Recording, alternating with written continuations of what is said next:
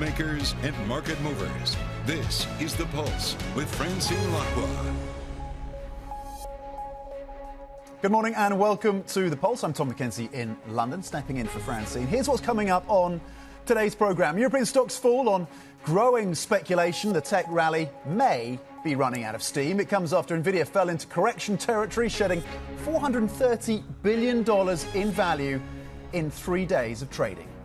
Airbus tumbles, also dragging its suppliers into the red as the plane maker lowers its earnings and delivery targets. Plus, the Chinese premier warns of a, quote, destructive spiral if the world decouples from Beijing. We discuss the pressure on global supply chains in our exclusive conversation with the CEO of Marsh, McLennan. Let's take a look on how European markets are performing then.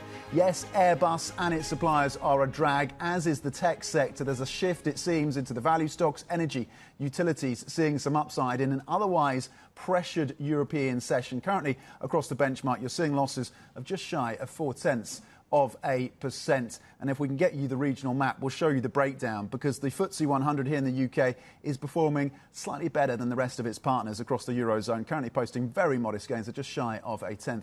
The FTSE 100, though, essentially flat at 8,285, adding 4 points. Over in France, the CAC 40 down 0.6%. We continue, of course, to monitor the politics of France ahead of that vote, the first in the 2 rounds that kicks off this weekend on Sunday. The DAX over in Germany taking a bigger hit, down 1.3%. Let's flip the board and look at the US futures. Again, it was the drag, of course, coming through from Nvidia. We talked about the fact that in terms of market value, the biggest 3-day loss for a company on record in history. Whether or not this is a turning point for this market or indeed a buying opportunity will remain, of course, a question. We'll look at the pre-market trading price, of course, from Nvidia when that crosses in the next few minutes. In terms of your cross-asset board, we'll run you through what's happening on the US benchmark. Not a lot of volatility in the Treasury space, at least not now. We count down, of course, inflation data out of the US on Friday with personal consumption expenditures index, the preferred gauge for the Fed, coming through, of course, on Friday. The Japanese yen once again in focus, intervention risk. Mizuho saying 170 could be the line you're looking at, the next move lower for the Japanese yen, the lowest level that would be since around 1986. Currently 159.50, brushing off, it seems, some of the jawboning coming through from Japanese officials. Brent trading at $85.97. And spot gold taking a bit of a knock so far in the session, down 0.4%. Now to the central bank story. And the Fed's San Francisco President Mary Daly has warned the US labour market is nearing an inflection point where further slowing could mean higher unemployment. So far, the adjustments in the labour market have been modest, not really pushing up the unemployment rate. But we're getting nearer to a point where the outcomes on employment may be less benign. Joining us now is Myles Bradshaw, Head of Global Aggregate Bonds at JP Morgan Asset Management. Myles, thanks for joining us in the studio. Morning, yeah, thank you. Markets pricing in 2 cuts, 48 basis points, close to that by the end of this year. The dot plot, of course, is for 1 cut. You're taking into account what we've heard from Mary Daly in terms of the labour market of the US.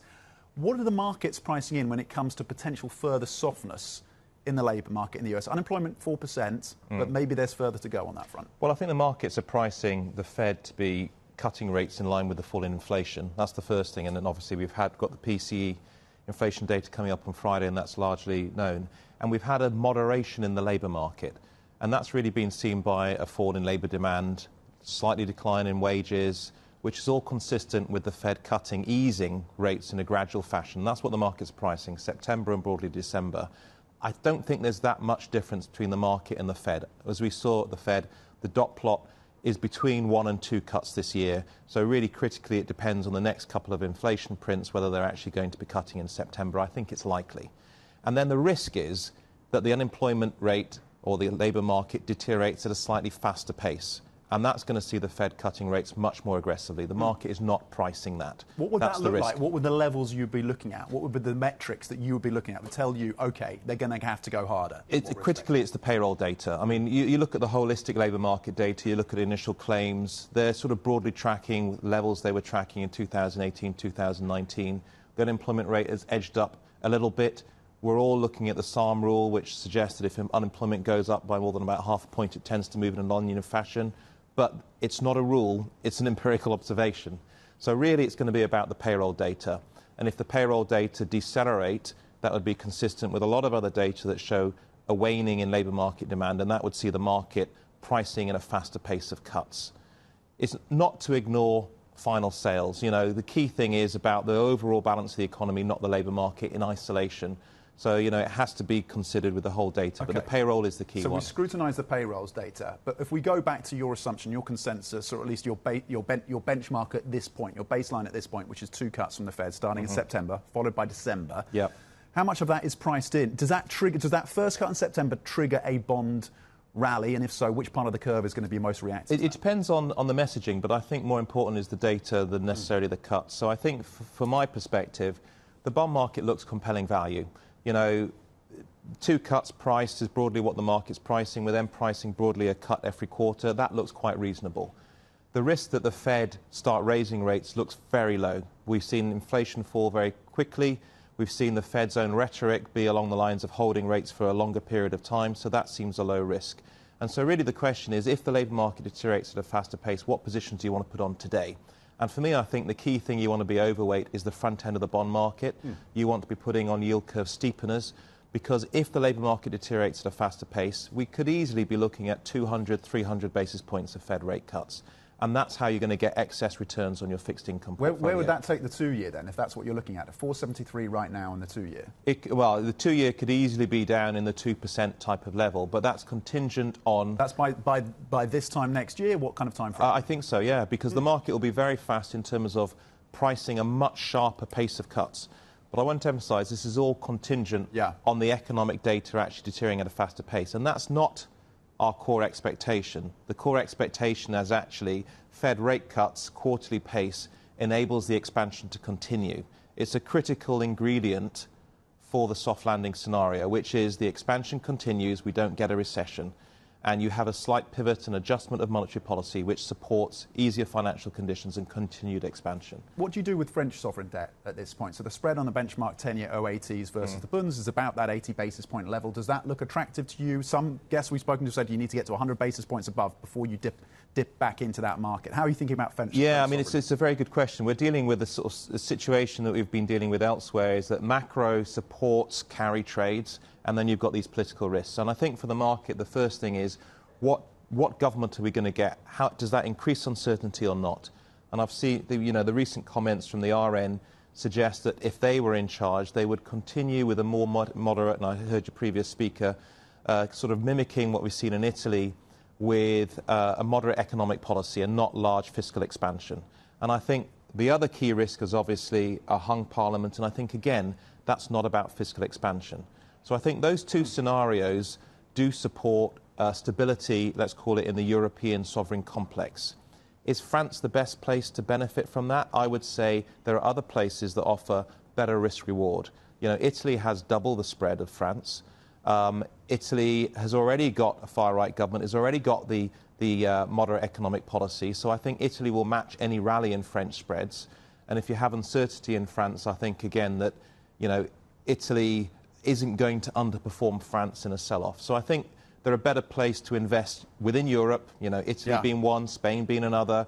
They can talk about covered bonds that give a better risk reward than in France, where the upside of owning France is perhaps 10, 15 basis points, that kind of amount. Very interesting in terms of your call around Italy, Spain maybe benefiting on the back of France, if those scenarios play out as you outlined for us. Where else are you finding opportunity before I let you go, Mark? Yeah, emerging markets. I mean, political risk... This is contrarian. Well, we've seen the political events in emerging markets. I mean, obviously, earlier this month, India, South Africa, Mexican elections created volatility. There is attractive risk premia. So things like Mexico has already factored in a lot of this risk premium about a shift in economic policy.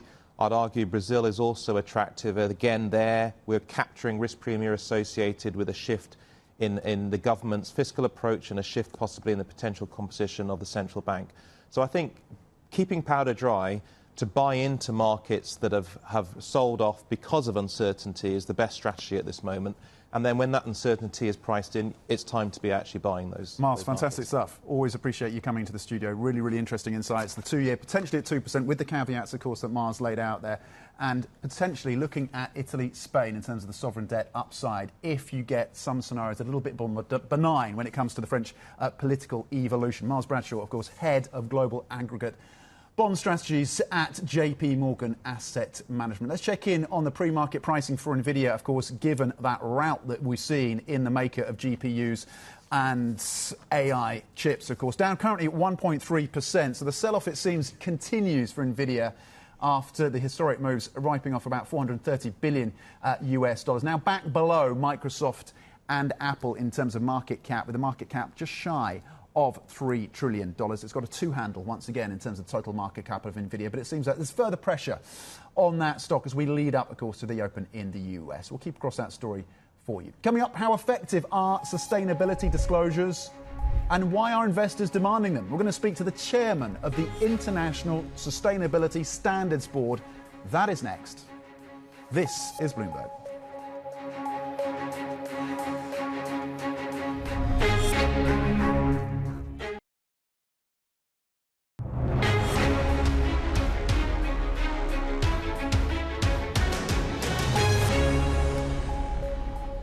It is Tuesday, the 25th of June. Welcome back to Bloomberg. The conversations that matter, the insights you need. This is The Pulse.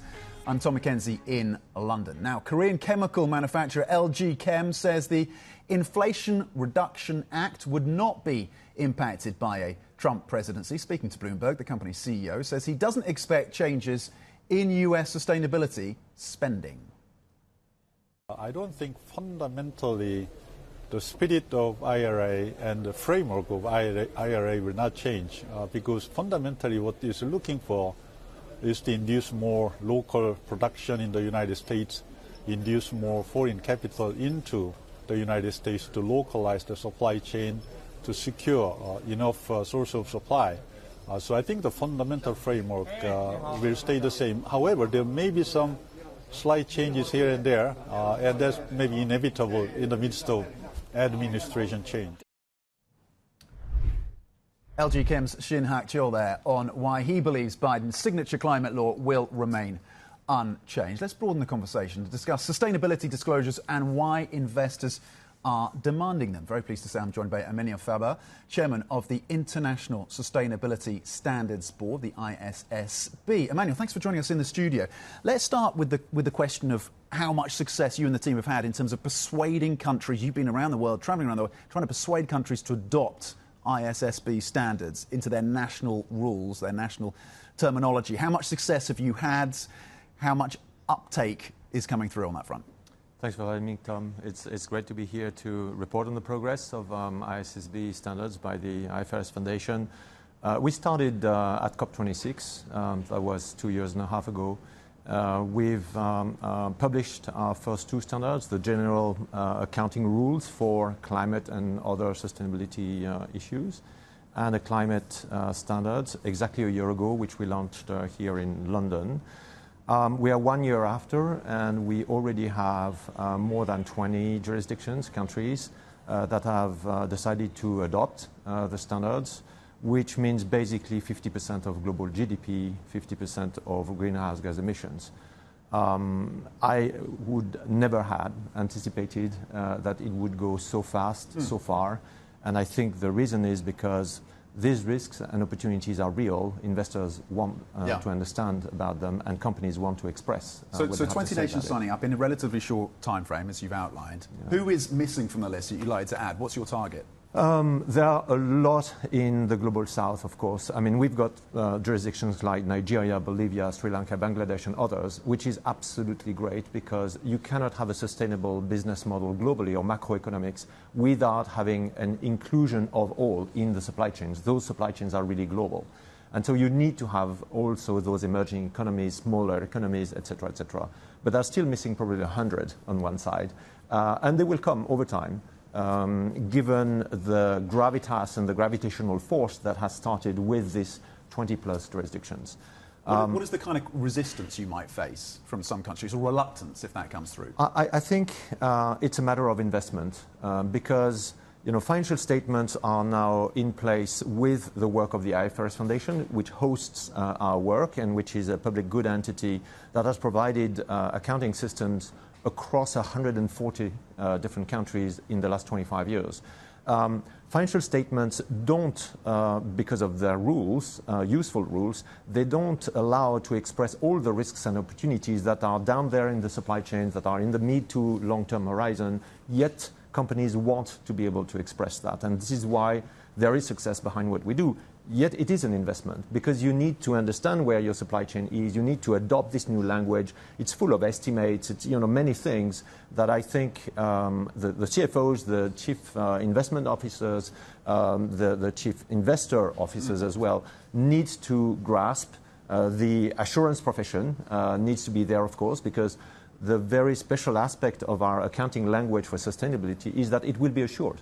And therefore it will be reliable and comparable, and therefore investors are going to be, and banks are going to be able to allocate capital against those risks and opportunities in a manner that is commensurate for the amount of resources and the price at which they will be able to allow those resources, which will create a competitive advantage for companies. Many companies have understood that.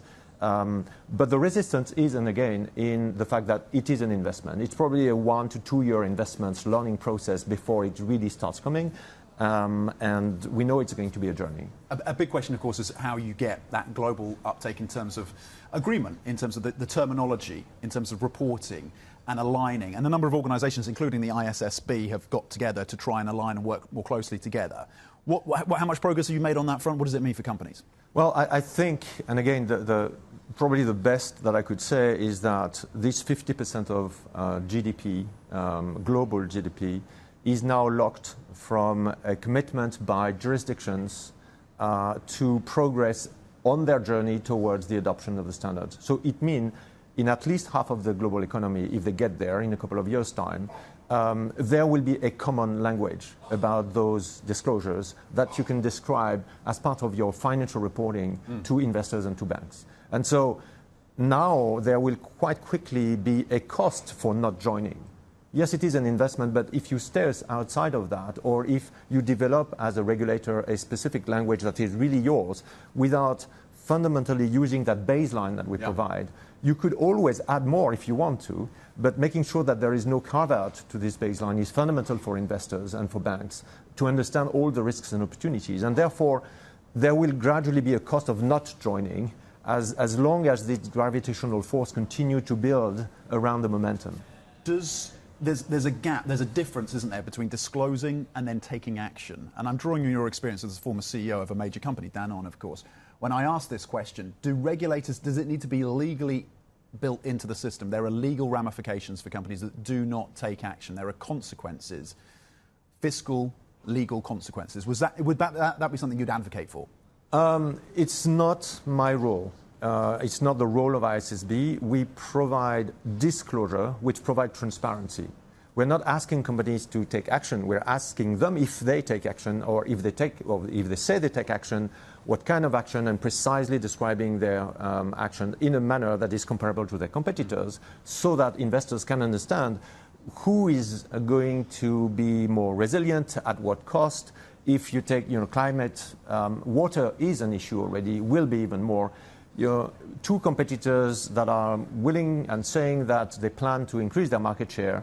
If one of the factories or the supply chain, the transportation, which is related to water, the Panama Canal and many other things, happen to play against that company versus the other one, there will be a cost to that. And so this is exactly what investors want to understand. So that cost is already there to some extent. Emmanuel, Faber, we have to leave it there. Thank you very much indeed, Chairman of ISSB, on how this story is evolving in terms of trying to get closer to that point where you have a global language and a global set and a global framework around sustainability. Coming up, Airbus shares slump after the company lowers its full-year guidance. We're going to dig into what is holding back the world's biggest plane maker. That's next. This is Bloomberg.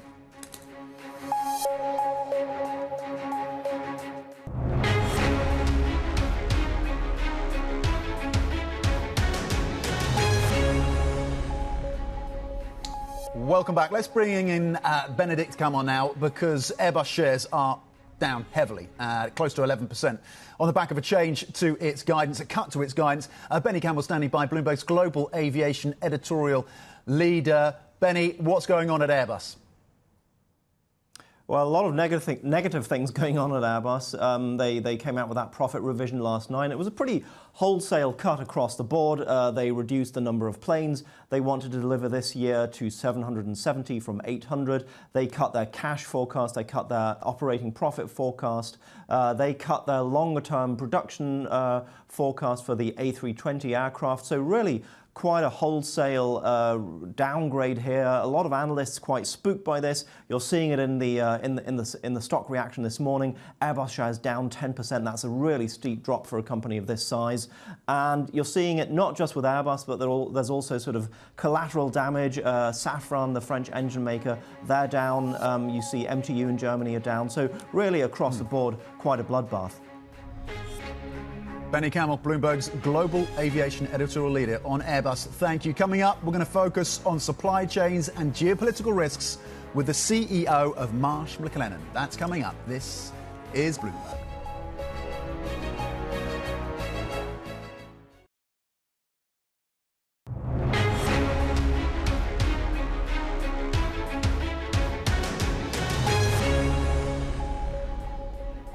Welcome back. European stocks fall on growing speculation the tech rally may be running out of steam. Nvidia falls in US pre-market after shedding $430 billion in value in 3 days trading. Airbus tumbles, also dragging its suppliers into the red as the plane maker lowers its earnings and delivery targets. Plus, the Chinese premier warns of a, quote, destructive spiral if the world decouples from Beijing. We discuss the pressure on global supply chains in our exclusive conversation with the CEO of Marsh, McLennan. Good morning and welcome to The Pulse. I'm Tom McKenzie, stepping in for Francine Lacroix here at our European headquarters in London. Now, the Chinese Premier has warned of negative consequences for the world if countries choose to economically part ways with Beijing and, of course, with the world's second largest economy. Speaking at the World Economic Forum, Li Qiang also hit back at criticism that China's industrial policy has led to overcapacity. Maximizing one's own benefits at the expense of others' interests, or even resorting to regressive actions of decoupling, disrupting supply chains, and building small yards with high fences would only push up operational costs, sever the economic links between regions, and aggravate tensions and disputes. This would drag the world into a destructive spiral where the fierce competition for a larger slice ends up in a diminishing pie. This is something we do not want to see. The Chinese Premier Li Qiang there speaking at the World Economic Forum, warning against what he called regressive actions. For more on how geopolitical tensions and trade disputes have disrupted supply chains and continue to do so, very pleased to say I'm joined by John Doyle, CEO of Marsh McLennan, the parent company, of course, of businesses like Marsh, Guy Carpenter, Mercer, and, of course, Oliver Wyman. John, thank you very much for joining us in the studio. We have a reminder today in the news flow of the supply chain constraints. Yes, inflation is moderating, becoming less of a concern post-pandemic, but the supply chain issue remains a problem for many companies. We're seeing that with Airbus. We have a reminder from the Chinese Premier, Li Qiang, that the tensions between China and the US and its other trading partners, the EU as well, remain pretty pronounced. How are your clients adjusting to this world? Where are we in terms of addressing some of those supply chain constraints? Well, good morning, Tom, and it's great to be with you this morning. There is a complexity to the events of today that is a challenge for our clients all over the world, supply chain risk being one of them. Broader geopolitical risks are a challenge, of course. You've got economic uncertainty. You mentioned inflation. While we're seeing signs of easing inflation, challenges like supply chain, tight labor markets, tariffs, isolationism in different parts of the world continue to create challenges. A frequency of extreme weather events. And on top of that, social issues, some from geopolitical risk, but tight labor markets and immigration challenges around the world. And so there's a complexity to today's events that businesses are trying to navigate. And I'm proud of the work our colleagues are doing, trying to help them make decisions with confidence in this complex world. Of the here and now, is there one of those that really stands out? There's all of those issues coming to play, as you say, but is there one that really comes out that's driven home to you when you speak to clients that is a preeminent concern right now? I think broader geopolitical risk and the economic consequences of the geopolitics of today really sits at the top of the list. But to me, what stands out about today is all of these issues. We've confronted all of these issues as business leaders in the past, but they're all at an elevated level today. Across the business, we focus on the consulting side of the business. Sure. And Oliver Wyman, of course, in that business. We saw a lot of demand for consultants during the pandemic. That's started to slow. Some of your competitors are starting to reduce costs, something to reduce headcount as well in a targeted way. Is that something that Oliver Wyman is going to have to think about doing as well? How important is cost control across that business? Well, Oliver Wyman is part of what is a unique mix of capabilities that we have across risk, strategy, and various people-related advisory businesses. And so increasingly, we're addressing these challenges that our clients are confronting together. And I think that's enabled our business, our consulting business at Oliver Wyman, to continue to put up good results. And so we're going to continue to invest in our consulting capabilities. The demand from the events of today remains strong for services that we provide to help, again, our clients navigate the complexity. What does that mean for headcount at Oliver Wyman? Well, I think, we've added to headcount. We've made some minor but strategic acquisitions over the course of the last couple of years. And we, again, are going to look through the cycle and continue to invest our businesses to help our clients. And you talked about the economic uncertainty. Are you seeing and getting a sense that clients are becoming more cautious? Well, I think many of our clients entered the year a bit more defensively, just given all of the events that we've talked about here this morning. But our role is to help them give the confidence to thrive through this complexity. And so we're working with them so that they can make decisions and put capital to work with greater confidence. On a regional basis, when it comes to consultancy part of the business, where are you seeing the strongest demand? We're hearing that the Middle East is pretty strong generally for the sector. Are you seeing that strength come through? The Middle East has been an area of strong demand for our consulting businesses. We're seeing good growth in Europe as the continent continues to navigate all of the issues, again, that we've talked about. And so, but we've seen generally good demand for our services around the world. Are you finding the talent that you need in the Middle East? Are you thinking about maybe moving headcount from Europe or elsewhere to meet that demand in the Middle East? We made an inorganic investment in the Middle East a couple of years ago. The timing of that couldn't have been better for us. But more important than what it means for us, it's helping economies and big clients navigate all of this uncertainty today. You talked about acquisitions. How acquisitive do you plan to be in the next 12 months or so? And if you are planning to be acquisitive, what are you going to be looking at? Well, we've been a consolidator over our history. We're a 153-year-old business. We expect to put capital to work inorganically. We've seen really attractive opportunities in our risk business. In 2019, just before the pandemic, our largest deal in our history, JLT. But across all of our businesses, we continue to see attractive opportunities to add to our capabilities. On the advisory side, and particularly with the focus on technology, how are the team thinking about that demand around integrating some of this generative AI across businesses and making sure that the spend is efficient? Because there's a concern that that CFOs and others within the organization are under pressure, often in companies, to invest in generative AI when the outcomes, the use cases, the monetization is not necessarily that clear. Yeah, look, let me start with us. We're excited about the possibilities around AI. We've been investing against those possibilities. And Mercer and Oliver Wyman are helping our clients think through how to bring these new technologies to their workplaces. So we're optimistic about what's in front of us all. I think the value creation, the scaled value creation, though, is not in 2024 or likely in 2025. And so, and our clients are in different places in their ability to invest earlier or later in that cycle or to be a fast follower. There's a range of that, but we're helping our clients think through that. And again, I think the impact to our businesses, I think, can be quite meaningful over time. Do you see it as a value add for your own team, for individual members, or is it a cost efficiency story as well? I think there's some of both, but for the most part, the use cases that we're developing today are going to make our talented professionals even better. Okay, we've been reminded in the reinsurance space, we've been reminded of some of the challenges in terms of climate change once again, the climate crisis. How are you thinking about the reinsurance part of the business? What are premiums looking like? What is demand looking like within that space? Well, the reinsurance market plays a critical role in financing extreme weather events, and we've seen it here in Europe with increased flooding, wildfire risk in Italy and Greece, for example. But increased frequency of extreme weather events have been happening all over the world. The reinsurance market, after several years of losses, really adjusted in early 23 and all throughout 2023. Markets have settled a bit. We'll see, as we enter the hurricane season, the wind season in particular in the United States, where there's a massive amount of insured value. That'll have an impact on what happens to the reinsurance cycle in 2024. But it's a much more orderly market today. But clearly the cost of risk is rising, and so that's meant higher insurance and reinsurance costs for our clients. Is that the new normal in terms of the cost of risk? I think it is, and it's not just related to weather. There's inflation impacting and social inflation impacting loss costs all over the world. We're still digesting, again, the impacts of supply chain issues, as we talked about a bit as well. And so, for me, clearly the cost of risk is rising faster than GDP is. Okay. John Doyle, thank you very much indeed. The CEO of Marsh McLennan.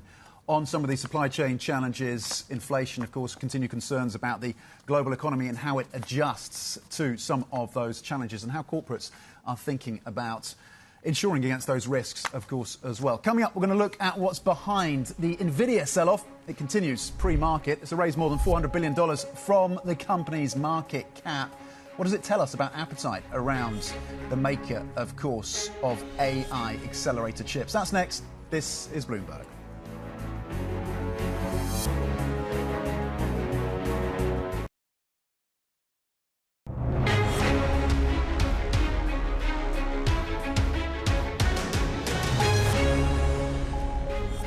The conversations that matter and the insights you need. This is The Pulse. I'm Tom McKenzie in London. Now, Nvidia has entered correction territory with a sell-off erasing an historic amount of value. The three-day drop wiping out $430 billion from the chipmaker's market cap. So we wait to see where this signals more concern about the semiconductor space. Certainly here in Europe, there's been a challenge in terms of the pricing in the session today across the semiconductor makers of Europe. Currently pre-market, though, Nvidia turning around slightly, just pointing to modest gains of 0.6%. For the context, over that three-day period, that was the biggest drop in market value of a publicly listed company on record in history ever. But as I said, pre-market pointed to modest gains of 0.6%. At this point, for the details, let's bring in Bloomberg's Joe Easton. Joe, what is the reason then for this sell-off in Nvidia? Yeah, so the short answer is there weren't any real fundamental reasons for it. We kind of had some really good news last week where Nvidia overtook Microsoft, becoming the world's largest company by market cap. So potentially that was a signal as maybe this has gone too far. The stock's been in what analysts would describe as technical overbought territory, meaning it's rallied too hard, too fast, and therefore there are concerns that potentially we might be in bubble territory. Has the rally just gone too far, and therefore people looking to get out? Of course, we also had news of them doing the 1-for-10 stock split, making it more accessible. You'd think that would actually be a positive, but actually it's come at the time when that positive news actually has sent the stock lower to some extent. Yeah, some insider trading as well. Nothing wrong with that in terms of the insider. Yeah. And what I should explain is, of course, executive CEOs, the CEO, CFO, perfectly legitimate, of course, pre-planned sales of some of their stocks, $700 million US dollars. What are the next catalysts then that markets are looking for in terms of whether or not there's a potential turnaround for Nvidia, or indeed if this sell-off continues? Yes, I think traders are looking at technical levels where you might have seen the stock finding technical resistance. I mean, it's trading about 20% above the $100 level. If it got down to 100, you'd start asking serious questions. And the other thing is, just broadly, if we get to the next earnings season, we start seeing the impact of AI on earnings, not just in Nvidia, but other companies. If companies start saying, we're actually already seeing the impact of AI in some of our earnings reports, that could be a catalyst. In terms of AI having an impact on the economy, which is obviously Nvidia's main game here, main role, we're probably a few years away from that. But if we start to see the initial impact of AI on earnings in chip makers like Nvidia and other companies, maybe that would then give people, right, let's buy this rally once again. And for the market, I mean, just as a reminder with the context, so year to date, the S&P with those double-digit gains, about a third of that coming from the upside of Nvidia. So Nvidia accounting for about a third of the gains the S&P has posted so far year to date. There's the concern, there's been the hand-wringing around the concentration risks for some of these big tech names. Yeah. How do you see that story evolving, or at least what are market watchers focusing in on when it comes to the evolution of the market concentration story? Are you expecting to see a broadening out as we head into the rest of this year? Yes, I saw a good stat, another stat to add to those you went through there, that 40% of the S&P is now exposed to AI. I don't want to keep banging the same AI drum, but that does seem to be the thing. But in terms of the concentration, you know, these tech stocks, you say, it's such a big part of the market. But then again, it is an uncertain type part of the market because it's so exposed to even the interest rate theme. We think there will be rate cuts, and that's positive. Therefore, it should move the entire market. But if that's not as fast as expected, that big chunk of the market is heavily exposed to the rate cuts because of the way earnings are discounted and that kind of thing. So I think the concentration probably is a risk, but the big thing, as we're going to continue saying, is the AI impact.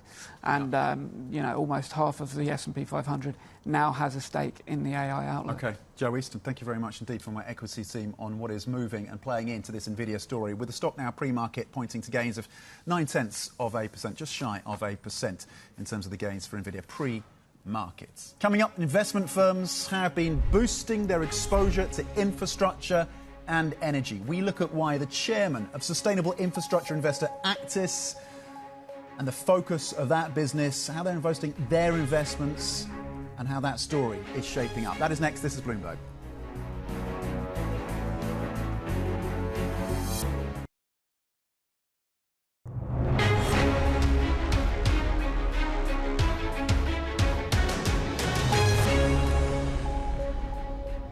The conversations matter and the insights you need. This is The Pulse. I'm Tom McKenzie in London. Now, major investment firms are boosting their exposure to infrastructure and energy. Earlier this year, Global Atlantic agreed to acquire Actis, which manages around $12.5 billion in assets. Very pleased to say I'm joined now by Torbjorn, chairman and senior partner at Actis. Torbjorn, thanks for joining us in the studio. Yeah. Talk to us about the massive spending on infrastructure and energy, and whether that's the AI play, data centres and feeding that and supporting that, or the renewable energy shift. This is happening at pace.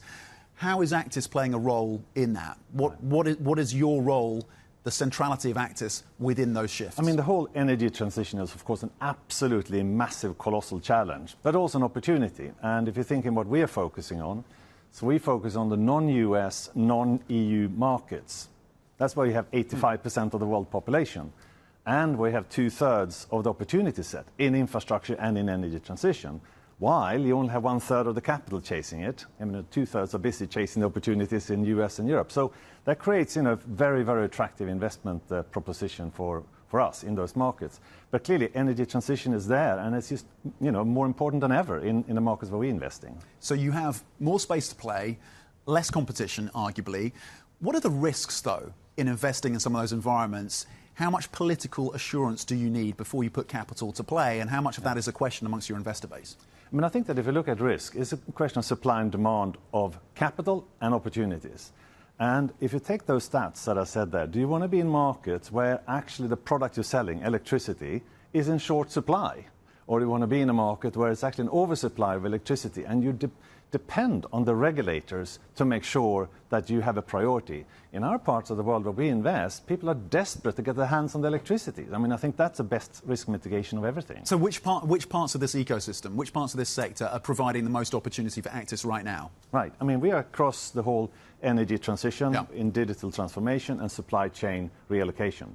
But if you're looking at specifically then in the energy transition space, I mean, we're across the board there. We are on the power generation side, transmission side, and also in the electric distribution side. On the AI story and the data center story, and Bloomberg had a big deep dive on this in terms of the energy need. So here in the UK, AI is expected to suck up about 500% more energy over the next decade. Yeah. In the US, data centers expected to make up 8% of the total energy needs in the US versus 3% from 2 years ago. So the demand is going to be excessive. Yeah. How do you think the industry meets that demand, and to what extent is that an opportunity for you? I mean, it is a massive opportunity. But it's part of the same picture in terms of growth. I mean, if you're looking at the growth on a global basis and looking at the next, say, 20 years, I mean, the electricity demand will somehow double. So we need to build another planet of power plants. and all the Is associated... that even feasible in this environment? Yeah, I think so. I mean, but it's a massive, investment challenge and opportunity. But if you think about that, and I'm saying that the electricity system, everything from generation, transmission, and distribution, that's humankind's largest investment ever. And now we're going to do that over the next, say, 20 years again. And on top of that, the existing planet needs to be decarbonized. So if you add those up, I mean, it's just almost mind-boggling type of a size and numbers that are there. So the question, will all of that come through? What is the pace? But, if it comes, in the pace that, you forecast or not, it doesn't really matter because the opportunities that are that, huge. And in that, as you say, the AI, is going to play a very important role of that growth. National governments, post-pandemic, fiscally constrained, budgets are under pressure. Is that a challenge for you because you need to align with public spending, or is it an opportunity? It's clearly an opportunity. I mean, if you're in the markets, across Latin America, Africa, Middle East, Eastern Europe, Asia, where we invest, and governments, the priorities of their spending, if private capital is available to help out and invest into the electricity sector and help out, in the energy transition, on getting renewables in there, clean, greener energy, it's great. So it's a win-win from both sides. On the risk, going back to the risk story, because you've got investment, you've got exposure to India, we've had elections there, you've got exposure in Mexico, we've had elections there as well. There's concern, particularly in Mexico, about a tilt towards a government that may be more interested in intervening more in some spaces, and particularly in the private sector. How do you mitigate the risk of a government stepping in and saying, we're going to set the pricing around energies or utilities, or we're going to take over utilities? How do you factor that into your investment decisions? I'm coming back to the same supply and demand of capital and the opportunity set. And even if you're looking at Sheinbaum now in Mexico, first woman president, that's great. But if you're thinking about, yes, it's more left-wing and there's some noises about what that means for the private sector. However, she's been very clear that electricity and making sure that you cover that shortage of electricity needs the private sector to participate. And we have invested a lot there, as you say. So, you're not concerned about the politics of Mexico right now? We are cautious about it. But on the other hand, if you're taking a step back and looking at the big picture, the amount of investments required, and if a politician cannot deliver reliable electricity to people, that is a disaster from a political point of view.